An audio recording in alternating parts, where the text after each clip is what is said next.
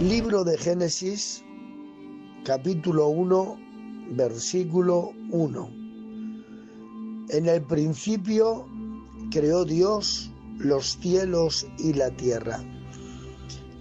Tantas veces que me he acercado a este verso a lo largo de más de 3 partes de mi vida en las que estoy sirviendo al Señor por su piedad y su misericordia, hoy he podido ver en este verso, cuando lo he leído: en el principio creó Dios los cielos y la tierra, que Dios no se equivoca. Ustedes dirán, ¿cómo es posible que el hermano Juan pueda ver en este versículo la inequivocación? Es decir, que no se equivoca Dios. No se equivoca, porque estoy viendo que en este versículo ha hecho algo tan permanente que, según los que estudias y nos dicen que el universo, que la tierra, que lleva millones y millones y millones y millones y millones de años, según los contabilizan ellos. Eso a mí me dice que Dios lo ha hecho todo tan perfecto que es indestructible. En el principio creó Dios los cielos y la tierra, y ahí permanece. Quiere decirse que Dios lo que ha hecho, lo ha hecho tan perfecto que es indestructible. Y yo decía, Señor, ¿qué les digo a tus siervos y a tus siervas en este versículo que acomode de algún modo las ganas y los deseos de seguir adelante? Esos deseos que realmente a veces, como si de un fuego se tratase, empieza a disminuir. Podemos acercarnos a este versículo en esta noche y poder ver realmente la indestructibilidad de todo lo que tú haces, que no te equivocas nunca.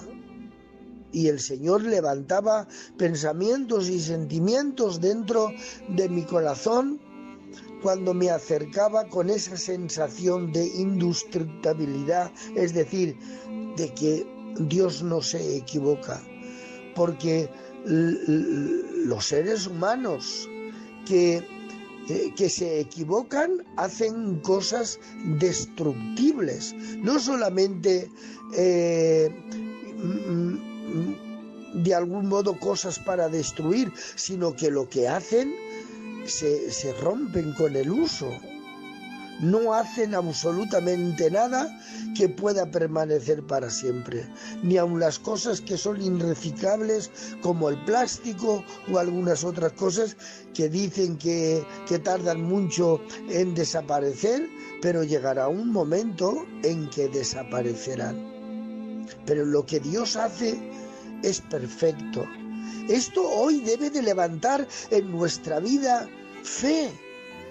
Tanta falta que nos hace la fe, que nuestro pastor está en la línea, su madrecita está pasando dificultades, su familia se entera y sin embargo está ahí de algún modo conservando la fortaleza y la fe. ¿Y qué deciros? Que no sepáis de todo lo que está viviendo, tanto lo cercano nuestro, lo propio nuestro, como también lo ajeno y lo lejano.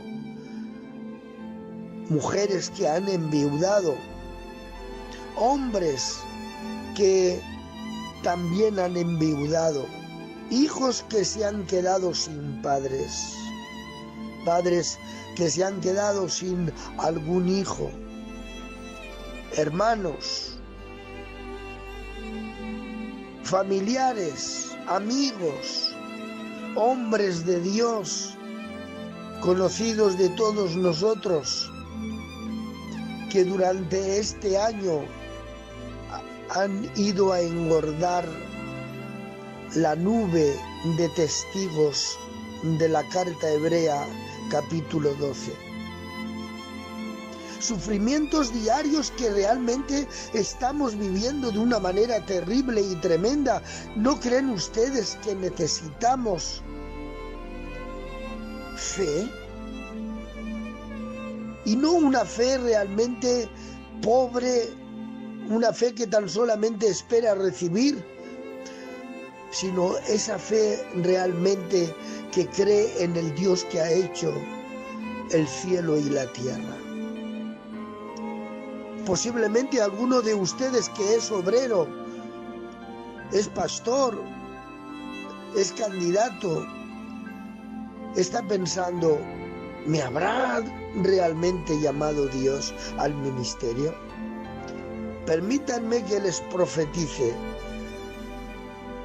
A lo mejor están pensando, ¿me habrá realmente llamado Dios para que yo sea predicador?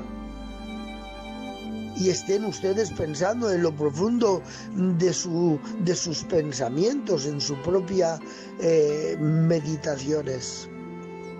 Seguramente Dios no me ha llamado. Dios no se equivoca nunca cuando llama a alguien. Dios llamó a Moisés y Moisés quería que Dios llamara a su hermano Aarón. Pero Dios no se equivoca cuando llama, porque lo que llama lo hace tan permanente como lo que crea. Y lo que crea lo hace para siempre, sin ninguna equivocación. Podrán ver cómo la tierra se ha visto azotada por malas manos de labradores, por artilugios de profesionales que maltratan.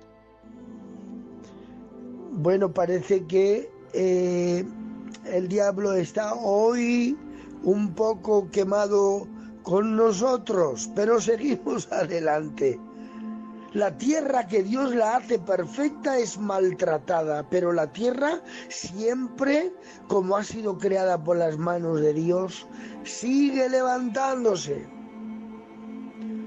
Decía que Dios llama a Moisés y Moisés quiere que Dios llame a su hermano Aarón. No, mejor mi hermano Aarón.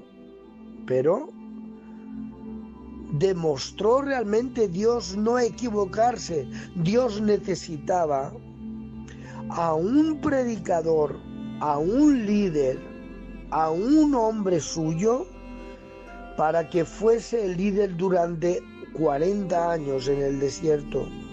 No necesitaba a un líder de 40 días como demostró ser Aarón cuando Moisés subió al monte para recibir las leyes de Dios. Se quedó Aarón a cargo del pueblo y en 40 días, si tarda 41 días en bajar, Moisés termina con todo el pueblo. No era hombre para 40 años, ni tan siquiera para 40 días. Dios no se equivoca. Dios no se equivocó cuando te llamó. A lo mejor la forma que tú tienes de interpretar que Dios no te ha llamado al ministerio es por lo que te está costando ser ministerio. A lo mejor es la cruz que te pesa demasiado. Y a lo mejor, como dice la alabanza del hermano Remache, Antonio Remache, que la cantaba con su esposa, nuestra hermana Eva, que está en la presencia del Señor. Yo creía que estar en tu obra era coser y cantar. No es coser y cantar ser un siervo de Dios y todo lo que eso acarrea. Y posiblemente, a lo mejor que ha ocurrido, que está en un momento en el que el dolor y el sufrimiento hace que realmente vengan pensamientos en los que se crea que Dios no te ha llamado. Pero Dios no se equivoca cuando llama. ¿Saben ustedes que Dios no le dijo a Ananías, el que bautizó y oró por Saulo de Tarso? ¿No le reveló todo lo que Dios le dijo acerca del futuro de Saulo de Tarso? ¿No le dijo lo que tenía que sufrir por servir a Dios? Si la tierra hubiera podido elegir cuando fue creada por Dios por todo lo que tendrían que hacerle sufrir y padecer los empresarios, las fábricas, por todo lo que tenían que hacer con ella, si voluntad hubiese tenido, posiblemente hubiese dicho que no. Pero todo lo que Dios crea, lo crea de una manera tan perfecta para que cumpla realmente con el llamamiento. Y usted como pastor, como obrero, como un servidor de Dios con toda su familia, ha sido llamado a seguir adelante. Todo lo que está ocurriendo ahora no es nada más que la oportunidad de demostrar realmente que Dios le llamó. Cuando el dolor realmente llama, es cuando se tiene que demostrar el verdadero llamado. Posiblemente ahora es cuando más le cueste a usted saber que realmente Dios le llamó. Porque la cruz pesa, las frases hacen mucho daño, el no reconocimiento empobrece, pero todo aquel que pone su mano en el arado y mira atrás no es digno de ser mi discípulo. Por lo tanto, en el principio creó Dios los cielos y la tierra. Dios no se equivoca y Dios no se equivocó indudablemente cuando a usted le llamó al servicio. Por lo tanto, traigo una exhortación para todos los pastores que me oyen, para todos los obreros que me oyen, para todos los discípulos que me están escuchando. No es tiempo de salir corriendo. Hay muchísima gente que necesita del crecimiento, de la entrega, del amor que Dios puso en nuestros ministerios. Y por lo tanto, no es tiempo de ir interpretando dolores como negativas de que no soy llamado de Dios. Me gozo en lo que padezco por vosotros, decía Pablo a los colosenses. Me gozo en lo que padezco por vosotros, y cumplo en mi carne lo que le faltan a las aflicciones de Cristo por su cuerpo, que es la Iglesia. Dios no se equivocó a llamarle. Ahora bien, usted puede saber realmente si no es capaz de soportar la situación. Posiblemente tenga usted razón, que Dios no le llamó al servicio. Pero vamos a irnos, vénganse conmigo al libro de Éxodo, al primer capítulo también y al primer versículo. El encabezamiento del capítulo dice: aflicción de los israelitas en Egipto. Éxodo 1:1.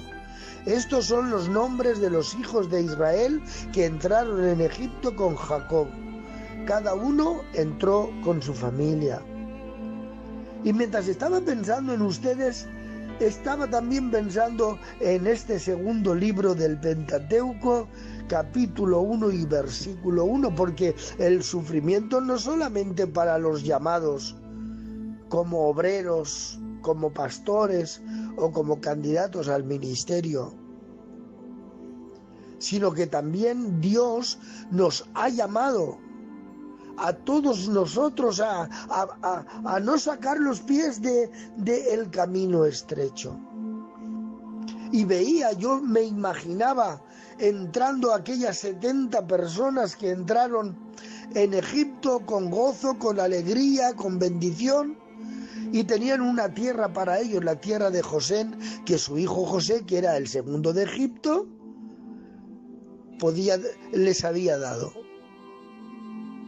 Pero el tiempo pasa y la profecía se tiene que cumplir.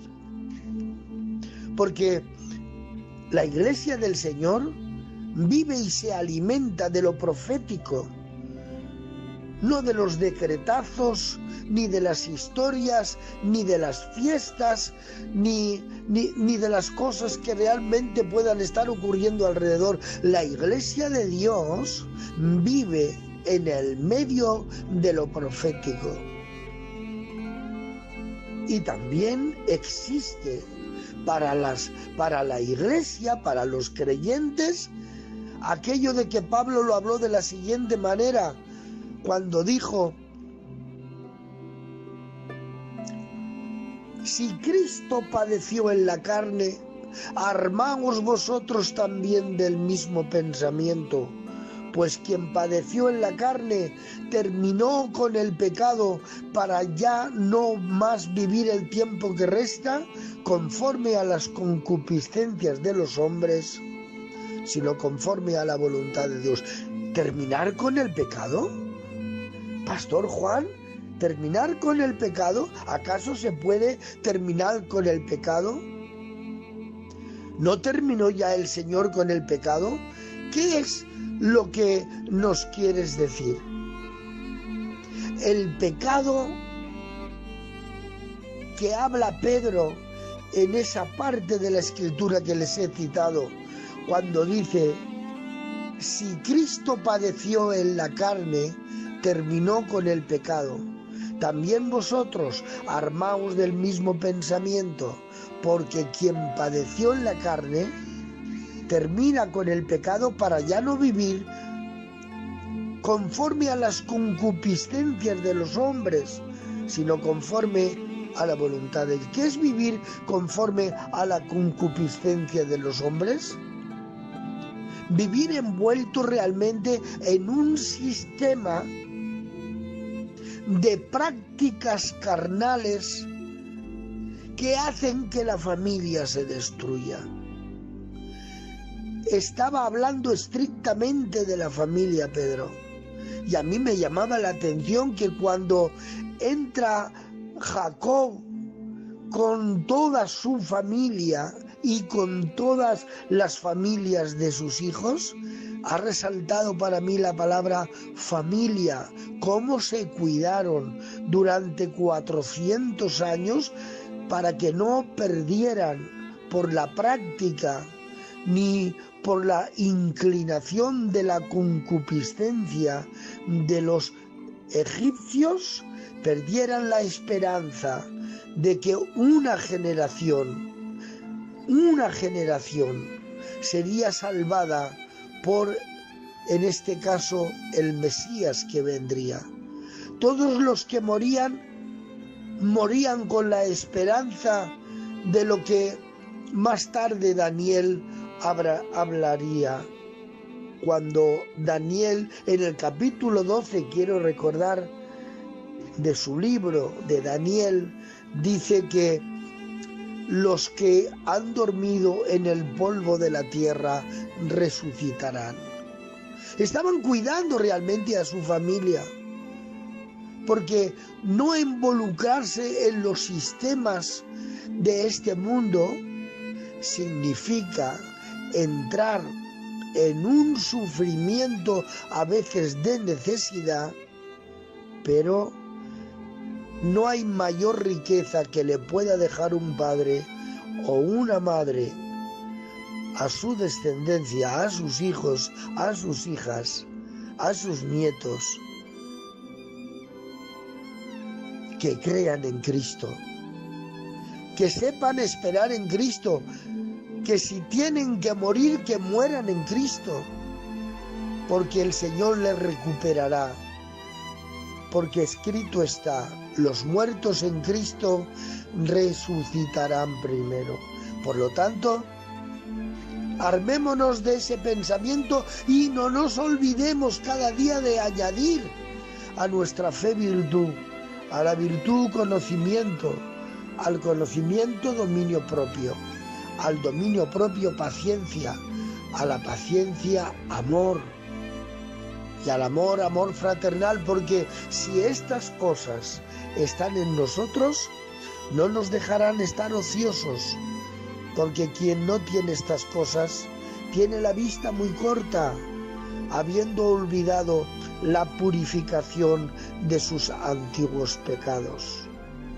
Vénganse conmigo al tercer libro de la Biblia, Levítico, al primer capítulo y al primer versículo también. En el primer verso, el encabezamiento de este capítulo dice: los holocaustos. Llamó Jehová a Moisés y habló con él desde el tabernáculo de reunión, diciendo: Dios puede hablar desde donde quiera. Yo sé que hay gente de vosotros que está esperando una palabra de Dios directamente.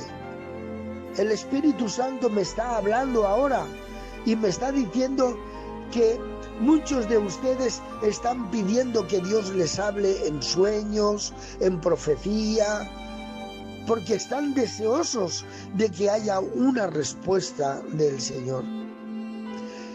Y en el tercer libro encontramos que hay que ofrecer holocausto.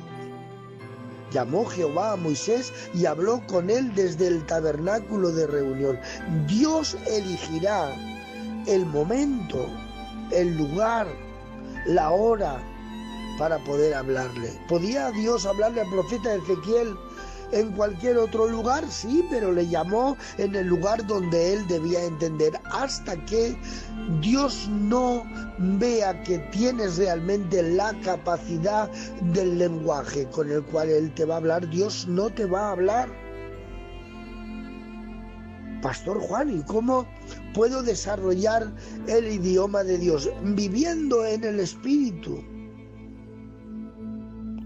Nadie puede entender las cosas del Espíritu si no es por el mismo Espíritu, porque del mismo modo que el espíritu del hombre sabe las cosas que hay en el hombre, nadie conoció las cosas de Dios sino el Espíritu de Dios. Si no tienes realmente una comunión íntima con Dios, que tu mente realmente está saturada del Espíritu Santo. Levítico 1:1, llamó Jehová a Moisés. Llamó Jehová a Moisés y habló con él desde el tabernáculo de reunión. Allí tenían que haber holocausto, tiene que haber entrega, tiene que haber dedicación. Hasta ahora nada habéis pedido en mi nombre, pero ahora pedid en mi nombre. Os conviene que yo me vaya, porque si yo no me voy, el Espíritu del Padre, el Espíritu de Dios no vendrá. Él os guiará a toda la verdad. Si oís hoy la voz del Espíritu Santo, no endurezcáis vuestros corazones. A veces Dios te está hablando una y otra vez, pero sin embargo no entiendes el lenguaje de Dios. Y al no entender el lenguaje de Dios por no vivir en el Espíritu, sigues con tu demanda: Señor, háblame, Señor, háblame. ¿Cuántas veces Dios te ha hablado, pero no has entendido el idioma de Dios? Hoy Dios te está hablando. Espero que sí estés entendiendo que para que Dios te hable lo que tú quieres, tienes que entrar en su mundo, en el mundo del Espíritu. No se puede vivir en el mundo de la carne y poder oír la voz del Espíritu Santo. ¿Y cómo puedo nacer de nuevo? Un hombre que conocía la letra no conocía el espíritu de la letra. No es lo mismo leer la Biblia que entenderla por el espíritu. Todos leían en el encalado de la pared Mené, Mené, Tekel, Uparsin. Todos los leían porque conocían las letras, pero no conocían los significados. Ellos leían Mené, Mené, Tekel, Uparsin. ¿Y saben ustedes lo que veían ellos? Los que leían que había una balanza, que había una mina, que había un oro, que había un reino, pero no sabían correlacionarlo. Sin embargo, el puzzle en el cual estaba envuelto todo aquello, el misterio, fue realmente puesto pieza por pieza. Mené, Mené, Tekel, Uparsin, tu reino ha sido pesado y hallado falto de peso, y tu reino te ha sido quitado y ha sido dado a los medos y a los persas. Dios te hablará muy puntualmente, pero tienes que entrar en su mundo, en el mundo del espíritu, y Dios te responderá. Vénganse a Números, cuarto libro, versículo 1 del capítulo 1 también. Cuando se contabiliza el pueblo de Israel, censo de Israel en el Sinaí, capítulo 1, versículo 1. Habló Jehová a Moisés en el desierto de Sinaí, en el tabernáculo de reunión, en el día primero del mes segundo, en el segundo año de su salida de la tierra de Egipto, diciendo. En este verso, en este capítulo, en este momento donde hemos recorrido Génesis 1:1, Éxodo 1:1, Levítico 1:1 y Números 1:1, ha llegado el momento de que hay una gran multiplicación y tenemos realmente que conocer el número que somos, a lo que realmente Dios nos ha llamado con el número que somos, porque hay mucha gente que nos necesita. Ustedes saben, hermanos, que a las viudas no se les ayuda solamente con orar y acordarnos de ellas. Ustedes no saben que a las viudas y a los huérfanos no se les ayuda solamente diciendo pobrecicos, pobrecicos, pobrecicas. Había llegado el momento de conocer el número y la fuerza y la capacidad que realmente tenía el pueblo para poder hacer la labor material, ya no la espiritual, sino la material. Santiago nos habla, dice, vamos a ver, viene uno que tiene necesidad no de una limosna, sino de la ayuda diaria, y le decís, vete, caliéntate y que Dios te bendiga. Ya hemos terminado la sesión y ya hemos orado por ti. No, no. A las viudas, a los huérfanos, a los necesitados, no se les ayuda orando. Las oraciones, los ruegos y las súplicas tienen que ver con el alma, tienen que ver con el espíritu. Pero la organización física tiene que ver con la cantidad y la fuerza. Números 1:1. Habló Jehová a Moisés en el desierto del Sinaí, en el tabernáculo de reunión, ahí, en el tabernáculo de reunión, en el día primero del mes segundo, en el segundo año de su salida de la tierra de Egipto. Me encanta cuando la Biblia es tan específica en tiempo, en día, en año, porque Dios es perfecto y no se le escapa nada. Acompáñenme al siguiente libro del Pentateuco. Aleluya. El último de los 5. Deuteronomio, capítulo 1, versículo 1. Encabezamiento.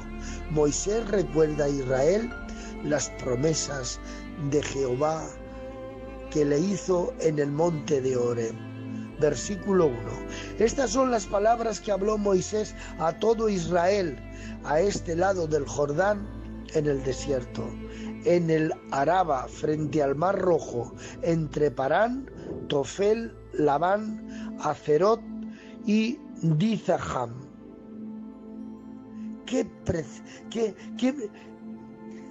Es como un reloj suizo, tan preciso, tan exacto, tan correcto. El Señor no nos va a dejar sin memoria.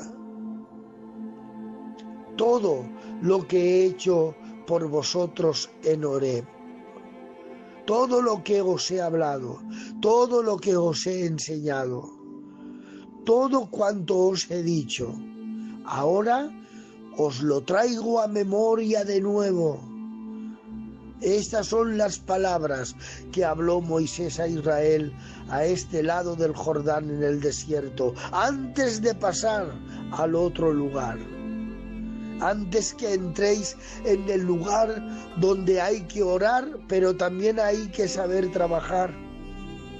En el desierto os he mantenido yo. En el desierto yo os he dado pan. En el desierto yo os he dado carne. En el desierto yo os he dado agua.